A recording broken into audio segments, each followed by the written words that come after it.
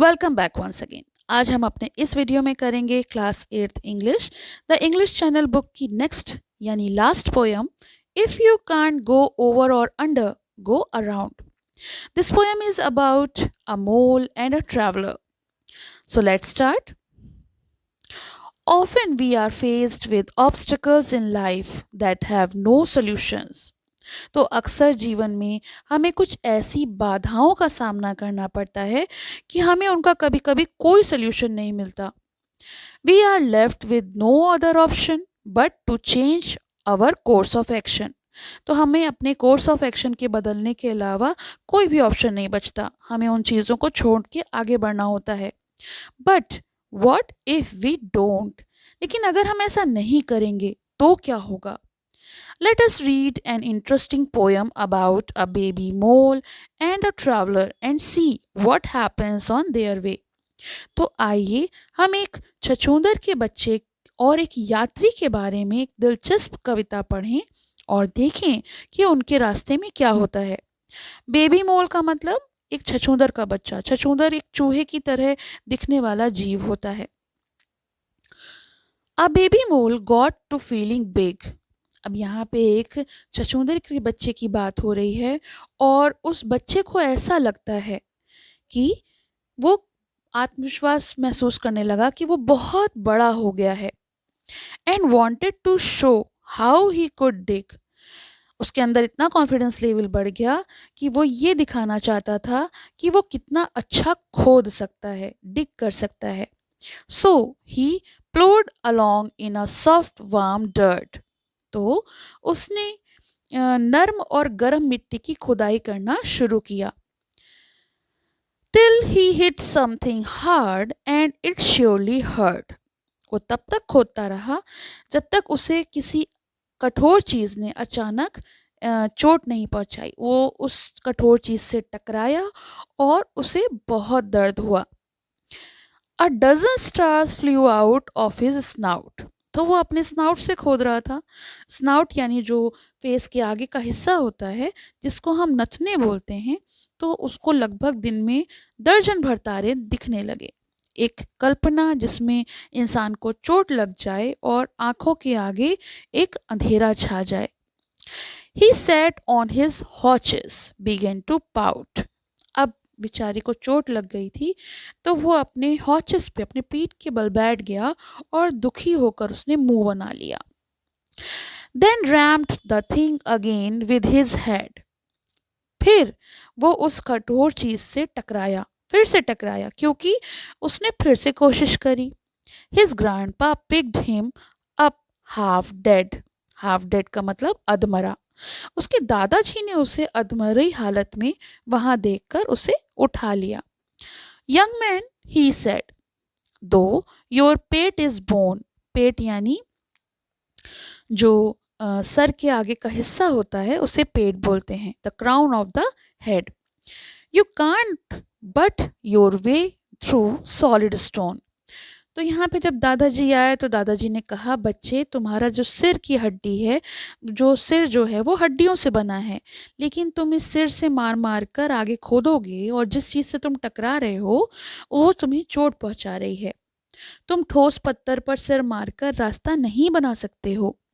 अगर हम किसी सॉलिड चीज़ पर अपना सर मारेंगे तो चोट हमारे सर को लगेगी। This bit of advice is good I found.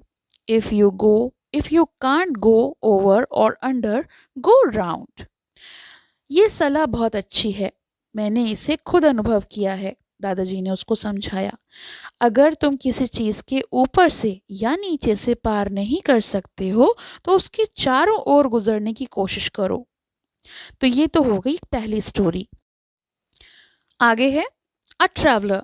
तो ये दूसरी कहानी है यात्रा करने वाले व्यक्ति की। So a traveller came to a stream one day. एक यात्री एक दिन एक नदी के पास आया। And because it presume to cross his way. Presume यानी रुकावट डालना। और क्योंकि नदी उसकी राह में रुकावट डाल रही थी। And wouldn't turn round to shoot his Vim. और नदी ने अपनी दिशा नहीं बदली जैसा कि वो यात्री चाहता था। And change it course to go with him. और नदी ने अपना रास्ता बदलकर यात्री के साथ चलने का विचार नहीं किया। जैसे कि वो जिस दिशा में बह रही थी वो वैसे ही बहती रही। इस बात पर his anger rose far more than it should. इस बात पर यात्री का गुस्सा बहुत बढ़ गया, इतना कि जितना उसे नहीं होना चाहिए था। मतलब जितना वो गुस्सा कर सकता था उससे भी ज़्यादा वो गुस्से में आ गया। एंड ही वोड he'd cross right where he stood. और उसने इस बात पर कसम खाई, मतलब उसको एंगर इश्यू इतने बढ़ गए कि उसने कसम खाई कि वो यहीं से नदी को पार करेगा जहां पर वो खड़ा था।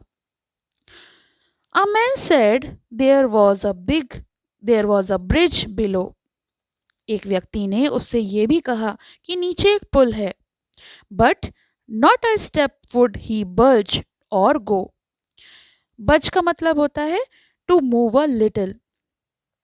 उसने एक भी कदम आगे की तरफ बढ़ाने का मन नहीं बनाया। उसने ठान लिया था कि वो यहीं से ही नदी को पार करेगा।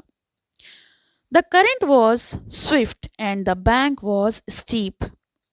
जो नदी की धारा थी, करंट का मतलब होता है नदी की धारा, बहुत तेज थी और किनारा बहुत ऊंचा था। But he jumped right in with a violent leap.